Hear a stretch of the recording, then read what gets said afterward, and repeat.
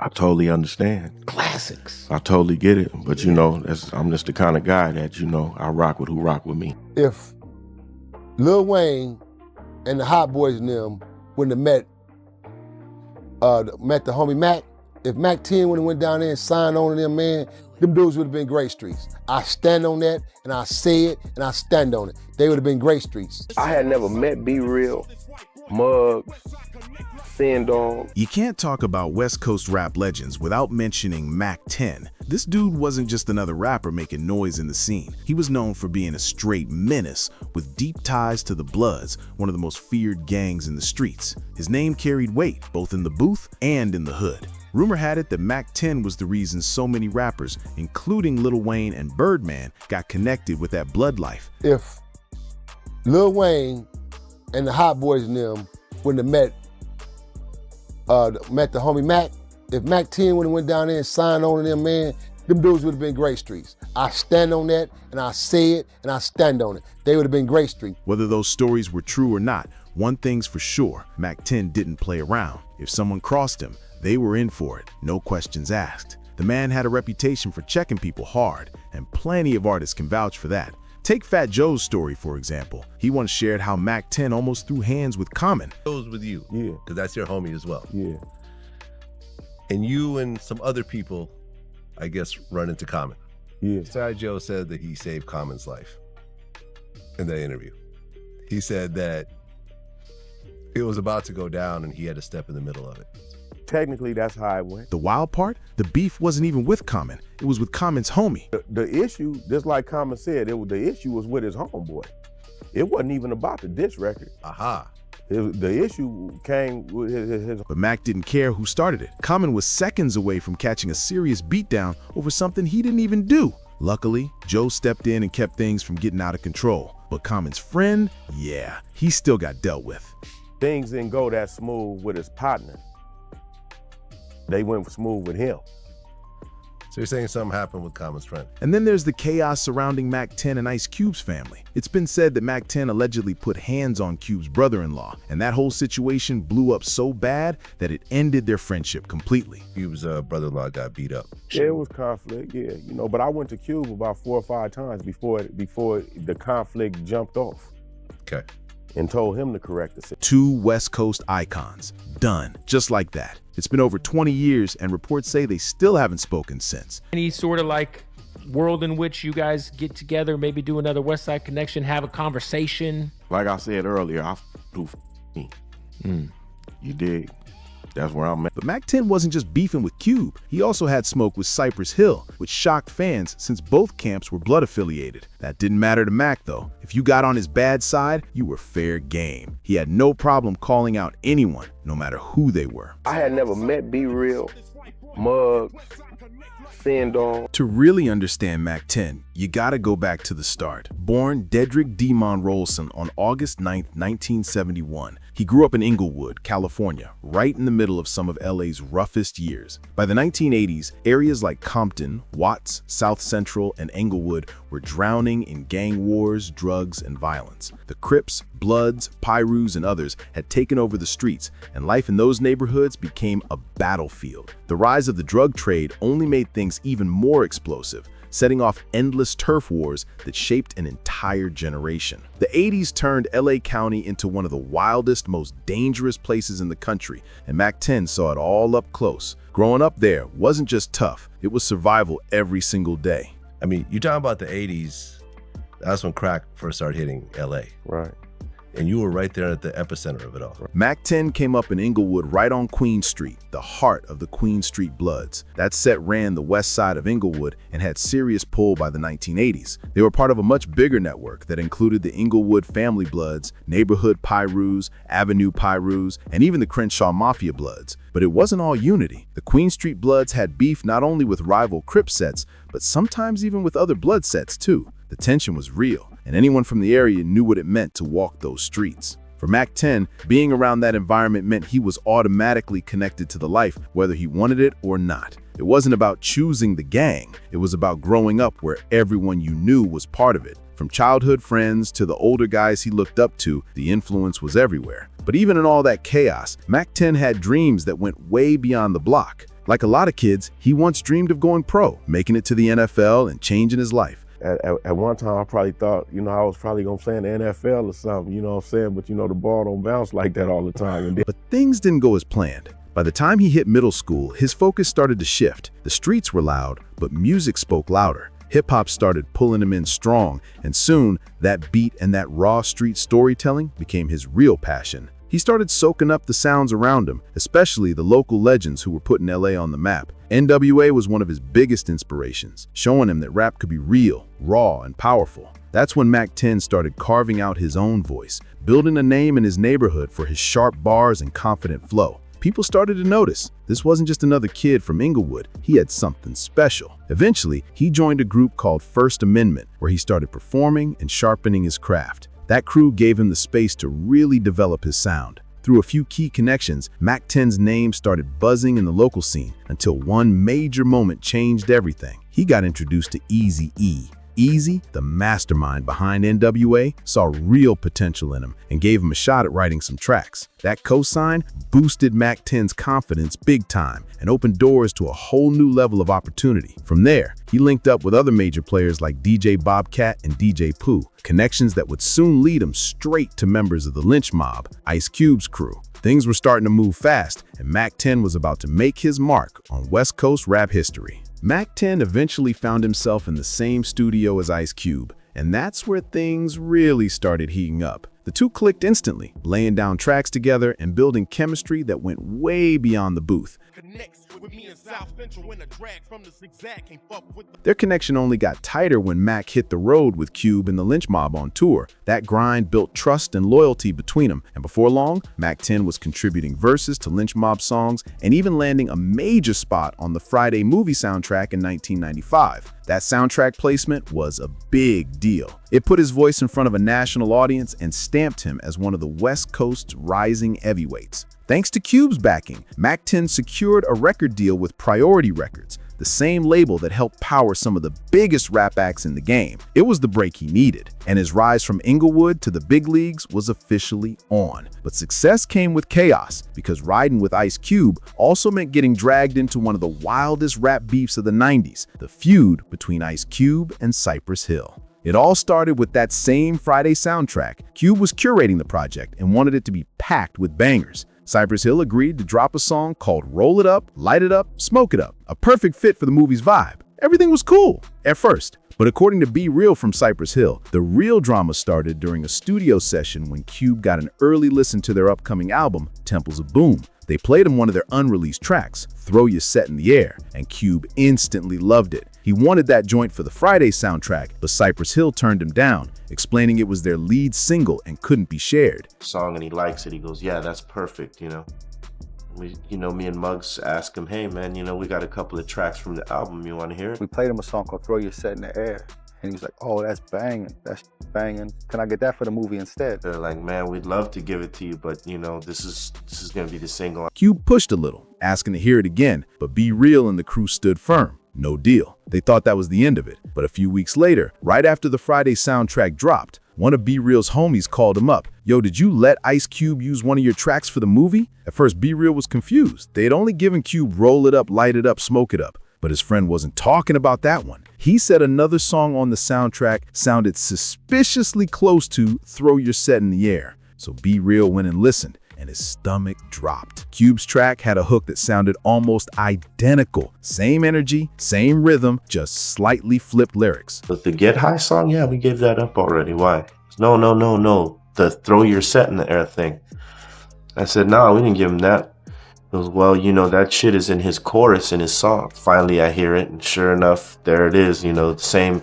It's like some of the words are changed around, but for the most part, the chorus is. It was too close for comfort. Feeling played, Be Real vented in the studio, and word spread fast, straight back to Ice Cube through none other than Mack 10. Cube decided to call Be Real to smooth things over, claiming it was just a big misunderstanding. For a minute, it looked like the situation was cooling down until things got weird again. Cube later invited Be Real to the studio to record a guest verse for Cation, a group signed under Lynch Mob Records. But while Be Real was there, he caught something that set him off all over again. Some lyrics from another track sounded way too close to bars from Temples of Boom. He couldn't believe what he was hearing. Be Real said he noticed Cube clocked his reaction because when Cube stepped out of the room for a bit and came back, those questionable lines were suddenly gone. To Be Real, that was all the proof he needed. In his mind, Cube had been caught red-handed again.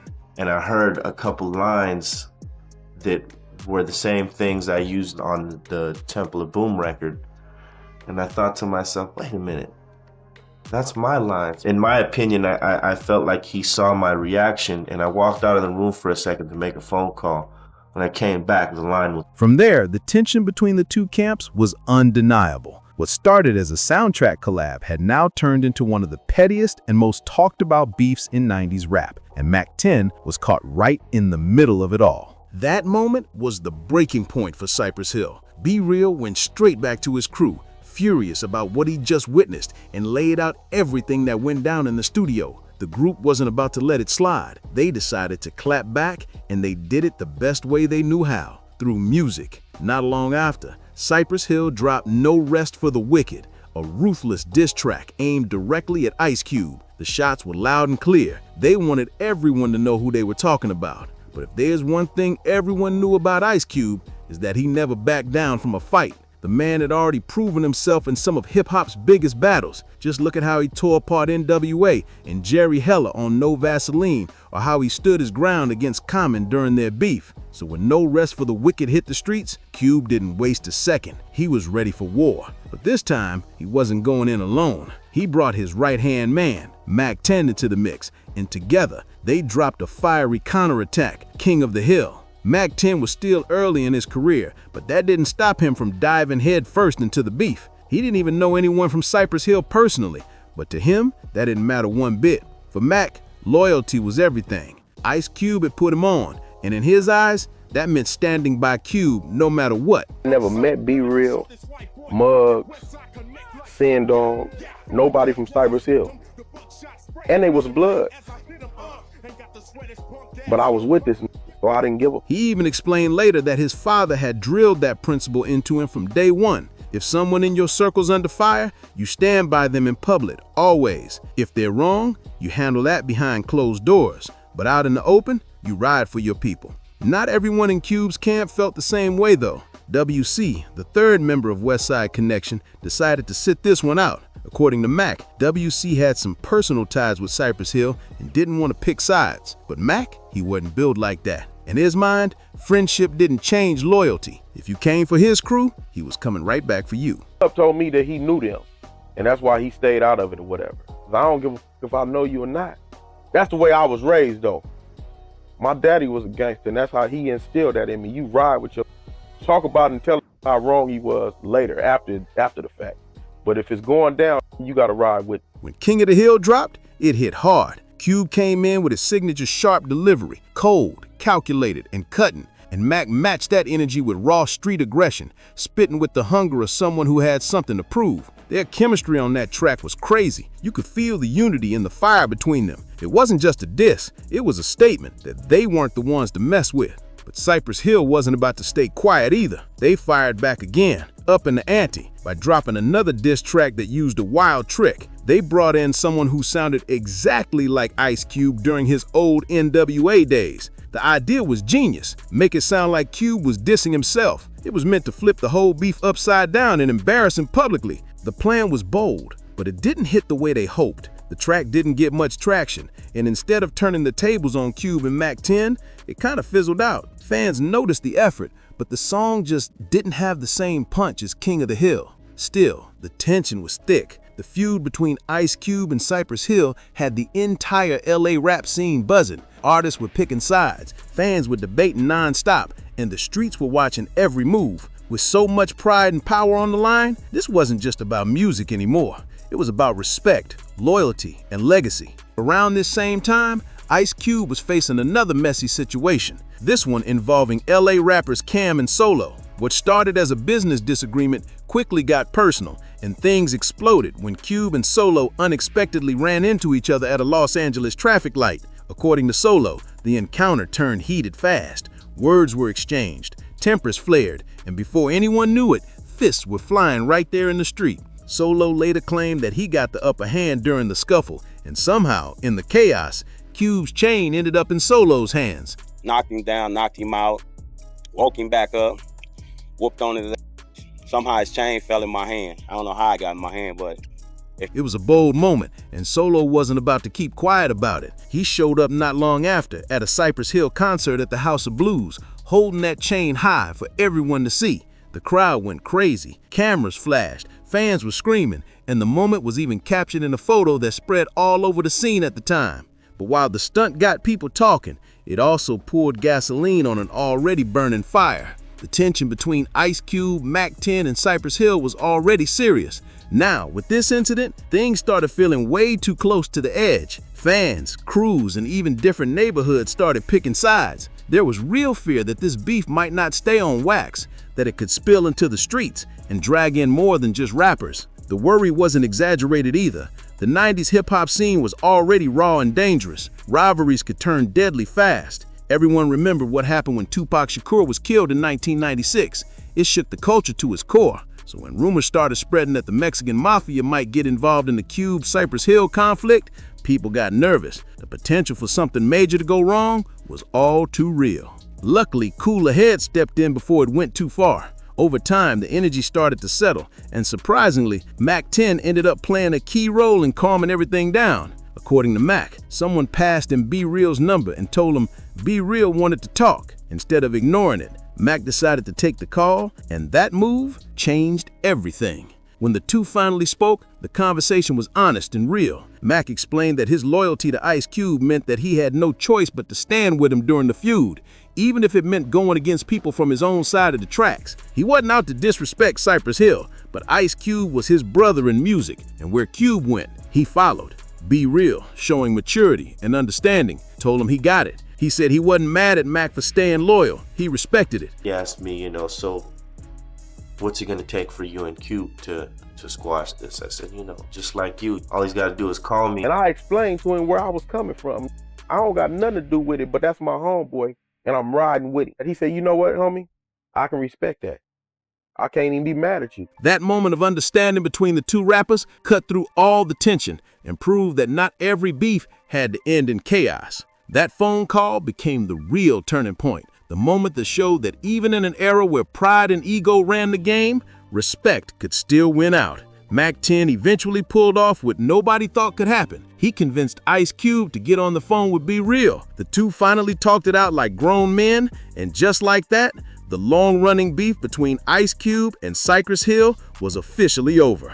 Peace was restored, and one of the wildest rap rivalries of the 90s came to an end. But right when everyone thought things had cooled down, another storm started brewing, this time between Mack 10 and Ice Cube themselves. What started as brotherhood between them eventually turned into one of the most shocking fallouts in West Coast rap. Their tension grew so bad that not only did it break up Westside Connection, but it also caused the two men to stop speaking for decades. According to Mack 10, it all began with an ugly situation involving Ice Cube's brother-in-law. In a now deleted 2010 interview with All Hip Hop, and later in a 2020 sit-down with DJ Vlad, Mack broke down what really went down. He claimed that Ice Cube's brother-in-law had disrespected him multiple times, and instead of reacting on impulse, Mack tried to handle it the right way. He said he went to Cube directly, not once, not twice, but 4 or 5 times asking him to step in before things got out of hand. He even said during the Vlad interview, if you go to somebody 5 times before it escalates,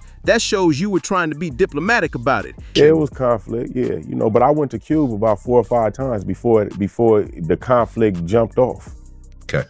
And told him to correct the situation. If you go to somebody 5 times before it escalates, then you was trying to be diplomatic about the situation. He wasn't trying to start drama, he just wanted peace. But when the problem kept getting brushed off, the situation eventually exploded. Despite Mack's efforts to keep it civil, things took a violent turn, and Ice Cube's brother-in-law reportedly ended up getting beat up. That incident was the final straw, and it shattered the bond between Mack 10 and Ice Cube. Their friendship, their business, their group, all of it fell apart. Over the years, Mack 10 has talked about how the whole thing never should have gone that far. In several interviews, he said that in his eyes, the fallout just didn't justify the end of Westside Connection. During a Q&A with All Hip Hop, later shared by Hip Hop DX, Mack reflected on it, saying the situation wasn't deep enough to end their partnership. He explained, "Basically, I didn't do anything to him and he didn't do anything to me. We just had an argument. I guess it was taken the wrong way because his wife was there. If she wasn't there, we'd probably still be making records." That line hit fans hard. It showed how something small spiraled into something massive. What started as loyalty and respect between two powerhouse MCs turned into silence that's lasted for years. It's a reminder that in the rap game, relationships can shift fast. One misunderstanding, one heated moment, and everything you built together can vanish overnight. Mack 10 later opened up with even more details about what really caused the fallout between him and Ice Cube, and according to him, it all traced back to Cube's brother-in-law. Mack didn't sugarcoat it. He described the guy as straight up disrespectful. He said he brought the problem to Cube several times, 3, maybe even 4, before things blew up. It was brought to Cube multiple times before the bull even happened, Mack said, frustrated that his warnings were ignored. He admitted, "I don't know what kind of dude he is now, but back then, he was disrespectful." That one sentence said it all. Mack felt like the situation could have been avoided if Cube had just stepped in earlier. But once things got physical, there was no going back. Despite everything, Mack has made it clear over the years that he carries some regret about how things ended. In 2011 interview with Vibe, he confessed he wasn't sure if he and Cube would ever speak again.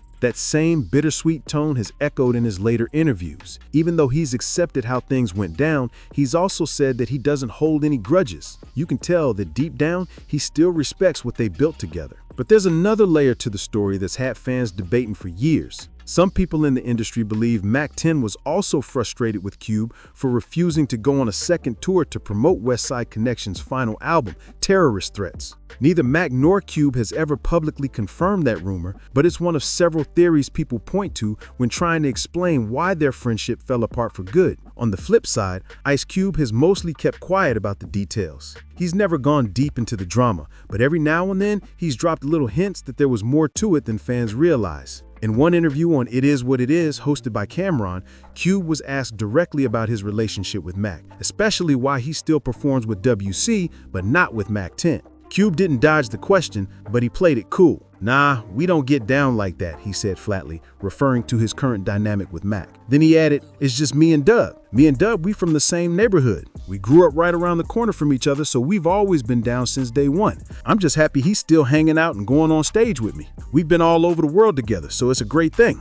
Even though Cube kept his answer professional, the tension was still hanging in the air. When the host pressed him further, Cube finally admitted, "Yeah, it's a problem. It's a thing where it's just a violation that can't be overlooked." It's just a violation that can't be.